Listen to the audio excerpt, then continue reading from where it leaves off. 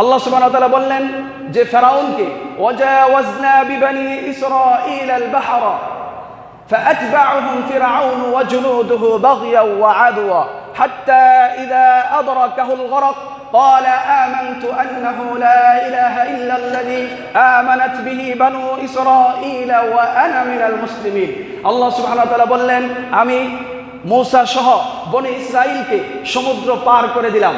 ফেরাউন অত্যন্ত উদ্যত অবস্থায়, সীমালঙ্ঘনকারী অবস্থায় তার সৈন্যবহর নিয়ে যখন সমুদ্রে ঝাঁপিয়ে পড়ল, আল্লাহ সুবহানাহু ওয়া তাআলা বললেন আমি তাদেরকে সমুদ্রের পাড়ের নিচে ডুবিয়ে দিলাম, চুবিয়ে দিলাম।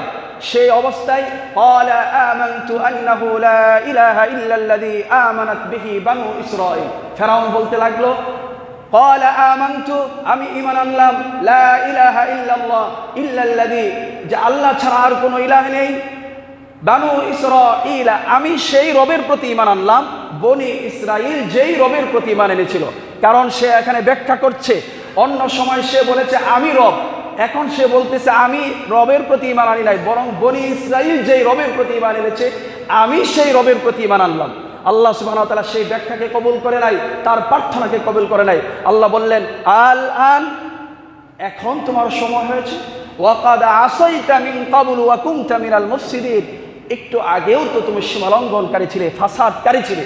তারপর বললেন আল্লাহ সুবহানাহু ওয়া তাআলা যে পৃথিবীবাসীর জন্য যারা ফেরাউনের মতো জুলুম, নির্যাতন, অত্যাচার করবে তাদের দৃষ্টান্তের জন্য, তাদের শিক্ষা গ্রহণের জন্য আল্লাহ সুবহানাহু ওয়া তাআলা বললেন ফালইয়াউমা নুনাজ্জিকা বিবাদানিকা, আমি ফেরাউনের জীবনবিহীন দেহটাকে আমি সুটকি বানিয়ে পৃথিবীবাসীর জন্য রেখেছি।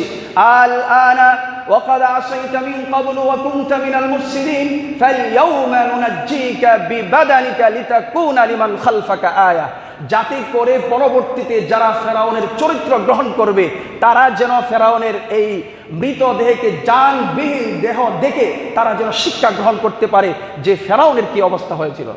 ফেরাউনের মৃতদেহ আছে না নাই? আছে না নাই?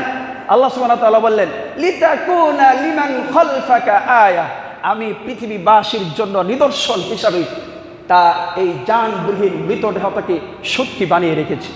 তারপর বললেন লিতাকুনা লিমান খালফাকা আয়া ওয়া ইন্না কাসীরাম মিনান নাসি আন আয়াতিনা লাগাফিলুন, আল্লাহ সুবহানাহু ওয়া তাআলা বললেন কিন্তু পৃথিবীর অধিকাংশ মানুষ এই সমস্ত আলামত থেকে, এই সমস্ত নিদর্শন থেকে তারা গাফেল। তাই নয় কি? ফেরাউনের লাশ আছে না নাই? এই দৃষ্টান্ত থাকার পরেও পৃথিবীর অধিকাংশ মানুষ সেই শিক্ষা গ্রহণ করেছে সেখান থেকে। পৃথিবীর অধিকাংশ মানুষ গাফেল কিনা?